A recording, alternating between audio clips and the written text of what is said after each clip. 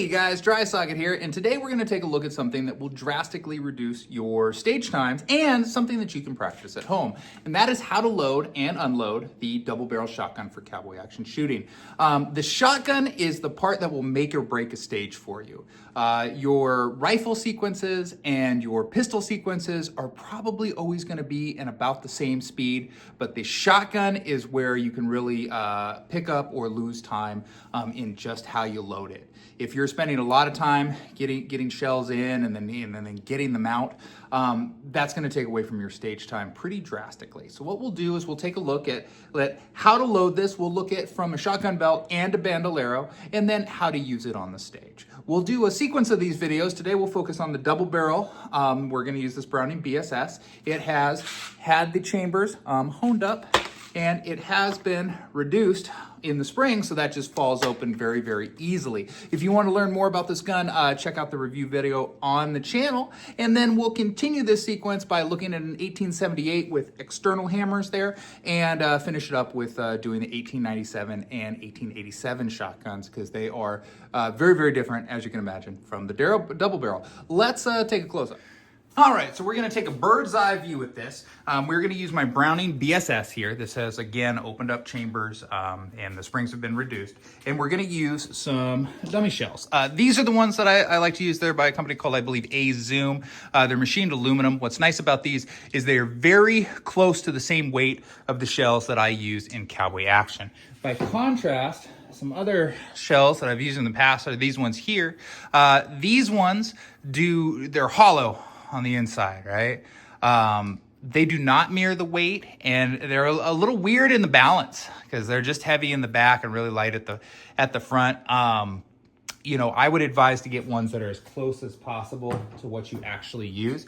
You can also just take old shells and throw some hot glue in them, something of that nature. Now, in true antique firearms, old West, shotguns, doing dry fire without snap caps is ill-advised. It can, deform your firing pins and things of that nature. But realistically, our modern guns and our reproductions, like, the Stoker Coach gun or this Browning BSS, very robust. You're not going to hurt it by doing occasional dry fire, but I still would advise, practice how you're going to do it, on match day, and that's, use these snap caps. Also, keep your snap caps and your regular ammunition not on the same belt, right? You don't want to accidentally get confused or anything like that. So don't have anything that the gun can take and actually fire on the belt when you're doing dry fire practice. Now, for doing this loading, I'm left-handed.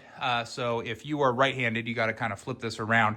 What we're going to do is we're going to pick up the gun and I'm going to point it so my eyes are lined up right down, looking in the chamber. If I go too much here, I'm not getting gravity to assist me. And if I go too much here, I'm reaching too much to put it in. So I line it up right with my eyes. I bring my hand up, I drop the shells in, and as my hand goes down, I grab the forend, close, boom, boom. Now, I'm gonna shuck. What I'm gonna do is I'm gonna open the gun here, right? And then I'm going to turn it to the side and just give it a little flick, right, like that. The other thing that you can do that you'll see some shooters do on the line is just bring it up like this and then back down to load the next two. That is also fine, whichever of those feel more natural for you, but that important part is line it up with your eyes to put the rounds in. All right, we're gonna talk about loading off of a shotgun belt. Shotgun belt, sometimes these are called a belly belt too, because they sort of go around your belly because your gun belt is a little bit lower. You'll notice too that I have my shells on the right-hand side, and this is because I shoot the shotgun left-handed, so my loading is coming off of that side. And you want them more or less, in this front kind of region. You won't want to be running into the gun here. You don't want to be coming all the way here. You want them there. I'll use these kind of ones first, and these are more backup there. And when I'm coming up to the stage, what I'll do is, if there's 4 shotgun shells, I'm gonna pull them up just a little bit so they come out nice and easy. I don't want them to lock in there. I want them that they're held, so if I'm moving to the shotgun stage, they're not falling out, but I don't need them as tight as the other ones. The other ones I keep down. If I miss, well, that's on me to have to, you know, dig out more rounds. I usually do not even keep the other ones, you know, over here, because I'm not going to be using that with that many shotgun shells. So I come up, I'm going to pick up my shotgun. It'll be open. I'm bringing it up, same thing, so I can see down the chambers. I'm grabbing my 2 shells. I'm coming in, close, boom, boom, break, shut. Okay, coming up my next 2, in, boom, boom, break, shut. And that is how I load the double barrel shotgun during a cowboy action match from the shotgun belt.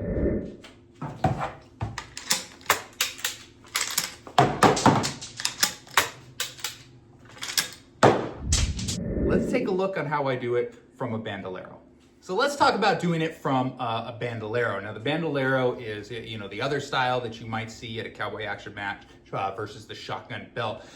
Why would you wear a bandolero? Simple, they're really cool. That is why I like to wear one. I think it looks cool. I think it's fun. It allows me to, you know, have kind of all this stuff here, and I only worry about the guns on the gun belt. However, I don't think there's any speed advantage for running this with a double barrel. In fact, since you have a little bit more rotation of the arm coming in, it might actually be a hair slower, but again, you get style points for doing it. Now, by contrast, if you're running a 97 and you're left-handed like I am, this puts the ammunition just right there. Which I really like, and I do usually run a 97. But if I'm running this BSS, same thing. I'm gonna come up, I'm gonna point it to where I can see down those chambers. I'm coming up, and with the web of my hand, I'm grabbing those 2 shells, putting them out, and I'm gonna put them right in, slide my hand down, boom, boom. Shucking is gonna be the same, bring it right back to the eye line, putting in those next 2, boom, boom. And that's the bandolero style for that double barrel. Let's take a look at that one at speed.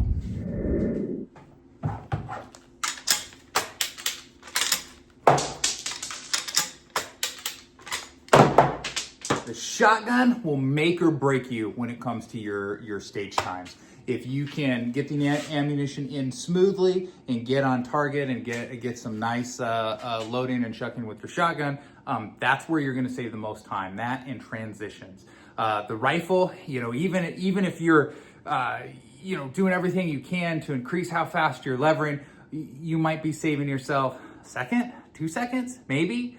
Same with the revolvers; those things only go so fast. But how you stage this, how you get the ammunition in this, how you take care of the shotgun, that's what separates the truly great shooters from the truly mediocre shooters. And as a truly mediocre shooter, this is where I spend most of my time practicing. So what's nice about this is dry fire practice. You can do this at home. Just get yourself some snap caps, go through that motion, you know, put your belt on and just practice getting the shells in. It will improve your stage times. I guarantee it. Join us next time. We'll take a look at doing this with some hammers on there, because we got one more step, and then we'll finish up looking at the more unique shotguns, you know, the pump and lever actions. You guys have a good one. Get out there and shoot.